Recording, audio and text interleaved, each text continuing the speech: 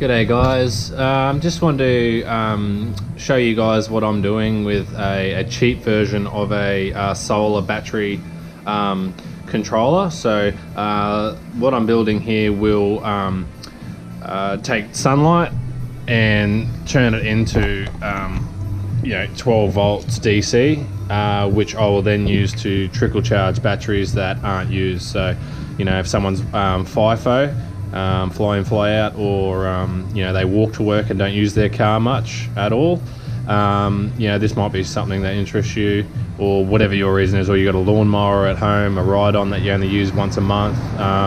This is a cheap option for you to keep the battery charged, and these things should last a long time too, so you should get your money's worth. Basically, this is a 4-watt panel. So this is all from Jaycar. So this is about $30. It comes with a bit of cable on the back, so that's just all set in. A bit of cable comes out the back, and these nice connectors it comes with. So these will fit onto probably easier car battery terminal, and motorbikes, mowers, whatever. But also, what I picked up from Jaycar is the controller. So I don't want this to just directly charge batteries from the solar panel, because you risk damaging your battery and overcharging. So this little device here just regulates that and makes sure it doesn't overcharge. So basically, it takes an input of solar. So I'll cut this solar cable, and I'll connect it to the solar charger, positive and negative, and then you come out of this to the battery. So it's pretty basic, pretty simple. There's no load function on this one, so you can't run a load off of the controller. Obviously you can off the battery, but no load off of the actual controller. So yeah, like I said, I'll just cut this cable here somewhere, and I plan on mounting all this on the back too. So it's not probably going to be a device you want to stick on your roof and then set and forget. This is more like you just bring it out of the shed, sit it in the sun, outside the door, or maybe just leave it on the side of the shed or something, and then run the cable up into the roof and to the whatever you want to charge, a mower or whatever. So yeah, you cut this cable, connect it to the solar input, and then this will be to the battery, so the connectors. But additionally to that, I also wanted to run a switch and a little bit of protection here. So this is a circuit breaker. It's a 6 amp 230 volt AC circuit breaker, but this 4 watts panel will probably put out half an amp maximum, roughly. But this is more of a switch than a circuit breaker, but you might as well have some kind of little bit of protection there if there's some kind of massive short that creates a high voltage, high current like that. Just a little bit of safety. Not a bad idea, but it's more of a switch than anything, just so you can have nothing at this terminal so they don't short and carry on. So you'll need the panel, a controller, and some sort of, you could use a fuse even if you wanted, but I just want something that's a switch. And then some cable. So this is the cable I've got. This is just strapper cable for interconnects for 2-way switching, that kind of thing, 3-way switching in houses. So it's building wire, it's not flexible, it's 1.5 mil, just 2 core. So active, so red and white in there, but I'll remark it black, the white one black in there. And I would recommend flexible cable, but at the end of the day, this is a cheap set, so all this here would probably only cost you $70. So this is probably like 30, that's probably 30, and the circuit breaker is about $10, maybe $7 roughly for a circuit breaker. So yeah, about $70, and maybe a little bit extra when you get some heat shrink. This is the glue heat shrink.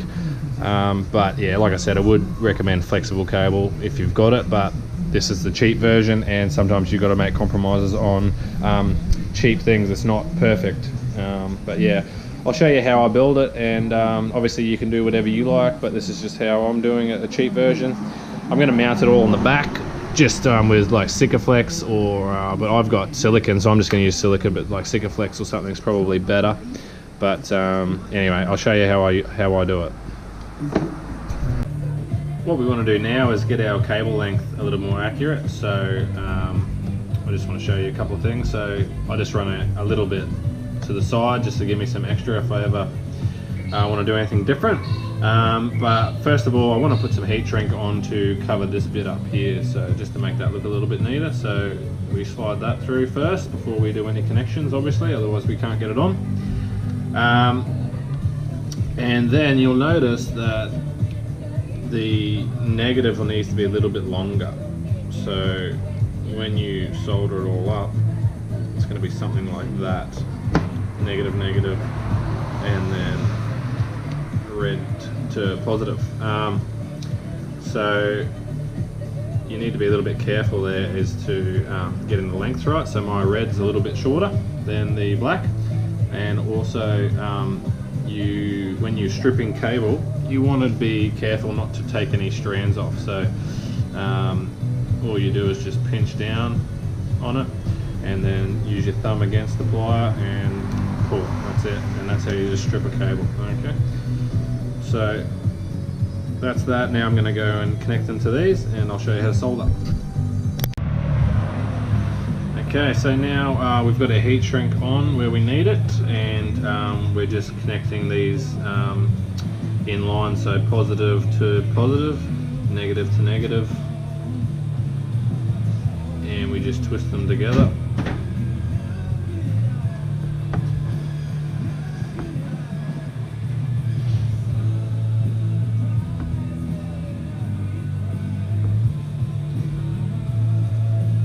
And now we're ready to solder these and then heat shrink over. Okay guys, so this is how you solder. Typically you want to start off with a nice clean tip. This one's pretty old and could be a lot cleaner, but it is what it is and it works. So first of all, you need to get your soldering iron nice and hot, and then you sort of want to tin it a little bit. So grab a little bit of solder and then drag it onto your work that you're doing, and then just watch your solder just melt nicely into the connection. So you don't need to go overboard, just a nice amount will hold. Okay, so that's one done. Now the next one, we just touch again on the job, heating up the copper. Then you want to tin it a little bit, so drag the solder onto the soldering iron, then quickly onto your job, and then that'll tin it, and then it allows you to sink the solder into the connection pretty quickly.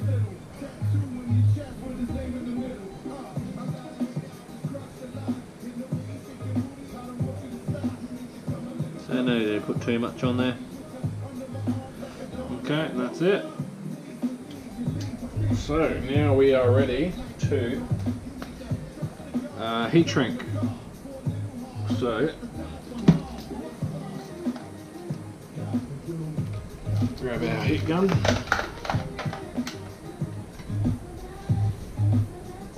That connections there will still be pretty warm, so we just want to slide that over.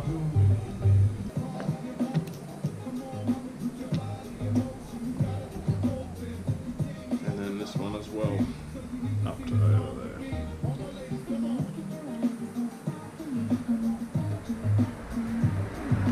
Alright, now we're ready to heat shrink it on. Alright, so that bit's done. So that'll just sit down under there. I'll probably drill some holes in the side here and just cable tie it in place. So that's that bit done. And then this will go straight into the circuit breaker. So that'll sit there like that. That'll go even behind. That'll tuck under. That'll go into the circuit breaker here. This will be our negative straight to the cable to the battery, and then our active will come out of the other side of the circuit breaker, or basically the switch. It's more of a switch rather than a circuit breaker. What we've got here again is our bit of a setup. So I've come from the solar panel and I've gone into the solar controller here, positive, positive, negative, negative, Now we've come out of the battery side. Now I've just gone straight from the positive into the circuit breaker or switch, and just I'm going to mount it nice and close so there's no pressure on that cable. And then our active for our cable will go into our battery, just go straight into the other side of the circuit breaker, and then our negative just connects to the negative here. So I'm just about to solder this up and then heat shrink it, and then I'll tidy all this up and show you how I did it. But the main gist is that when you're doing this kind of thing, to get your cable lengths right, I've drilled a hole in here into the side of the aluminium panel. Now it's safe to do that, there's nothing that's going to hurt the panel there, and I've just zip tied it in to hold it in place so you can get your lengths right and go from there. So like I said, I'm going to silicon this to the back, these devices, but you know, Sikaflex is probably better, but all I've got is silicon. And again, this is a cheap job, so you've got to make compromises, so that's what I'm doing. So I'll just sit like that. Now yes, you can still access the terminals with a screwdriver and undo them, and you can also operate the switch too. Okay, so no dramas there. So I'm just about to solder this up and then heat shrink, and I'll neaten it all up and maybe do a couple more holes and a couple more zip ties just to hold everything in place, and that'll be the back of this done. Then we'll move on to the clamps. Pretty much finished now. So coming out of our solar panel into our solar controller, positive and negative, so they're just soldered in and heat shrink, the glued heat shrink, and then you come out of the out of the controller battery terminals, or the cables I should say.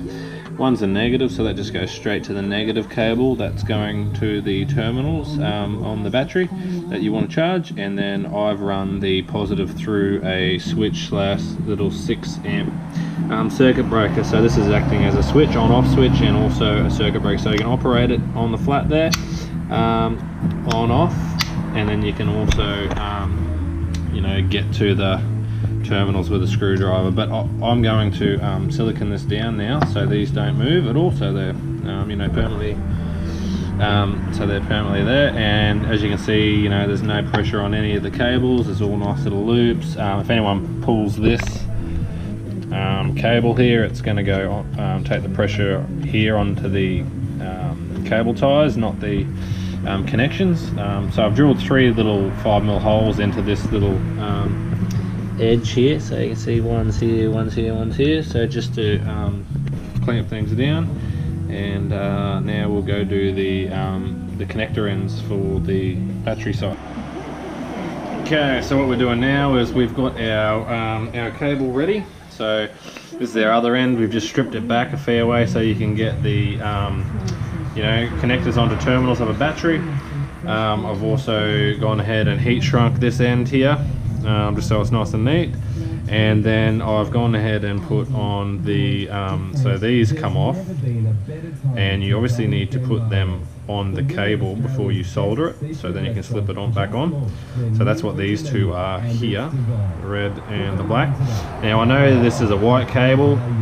Do I care? No. I am going to put a little bit of black heat shrink on there just to, you know, help people out who aren't too sure. So black and red, you know, typically. Alright, so first things first, we need to get out the old soldered join in there, if you can see that. So warm up your soldering iron there. What you want to do is stick the once it's hot, put it on the solder directly, wait for it to melt, and then just pull it out just like that. Okay. And then what you want to do is prep your ends of your cable and solder it back on. So what I will actually do first though is grab some extra solder, and I want to put more solder on this join than it already has. So I don't know how you guys are going to see it, but basically what I'm going to do is just put more solder on that join there. Okay, so I'm just going to heat it up and just sink some more solder into it, just so there's more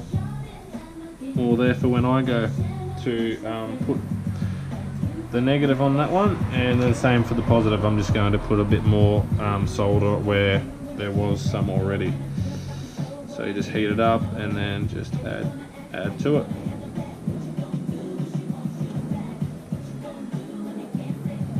So there's another nice drop there.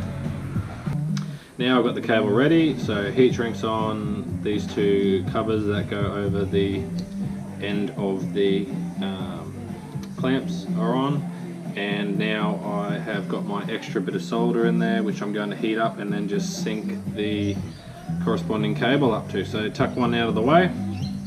I like to just flatten it out a little bit, just flatten the end out.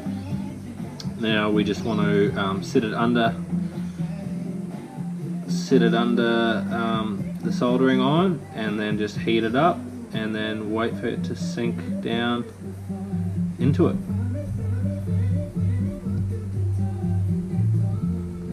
One other thing you can do is tin the cable you're about to solder so it actually goes on a little easier. So you can just do this, so heat it up and then just tin that cable. So now that cable's tinned up, that'll take a lot easier. And do this to the next one as well.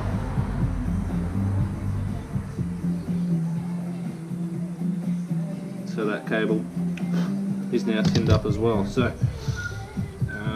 don't forget our little cover there. So put that on, tuck one out the way. Now this should take a lot easier this time. So we slide our cable through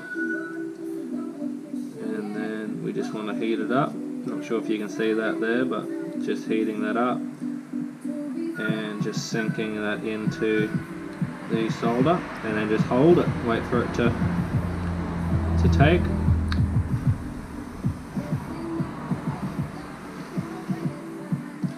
Now that's a pretty solid connection there. That should hold nicely. Next one.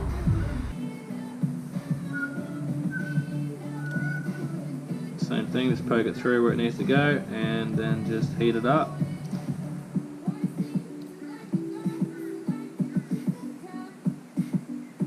And same thing, just let it set now. Alright, that's pretty much it. And then other thing you can do is just give this end a little bit of a pinch and then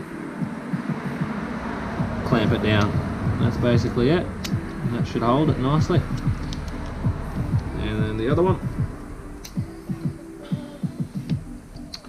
Just give these a little pinch, bring them in, and then just clamp it down. So that should help hold the cable in place. And a little bit of a tug test, give it a pull and give that one a pull, and then we can just slide our covers over it, making sure it's not too hot still. And that one on there.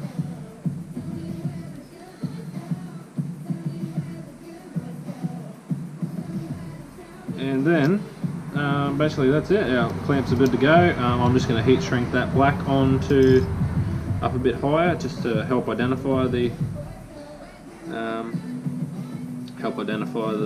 the white is actually the negative. Take a reading of the battery directly. So not sure if you can read that at all, but it says 12.8, 12.79. Device here. Check the back. So we've got our controller there and our circuit breaker there. Our circuit breaker / switch is turned on. So now we just lay that in the sunlight. These panels are particularly good in there's two main types. I can't remember the name of this particular one, but the one I bought is the one that's pretty good in cloudy conditions. So let's connect our battery up. Let's connect our negative up and then our positive.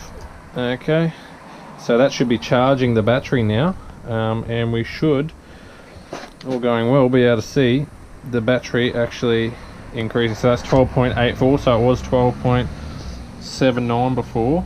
So that's 12.84, 12.85, 12.86. So you can see 12.87. You can see that solar panel is now charging the battery as intended. So I'll let it run for a little while and see how it goes. It should charge up to about 14.4 volts and then stop charging, because we don't want to overcharge. That's the whole point of putting in the controller. So yeah, that's a little quick demo. Any questions, leave them below.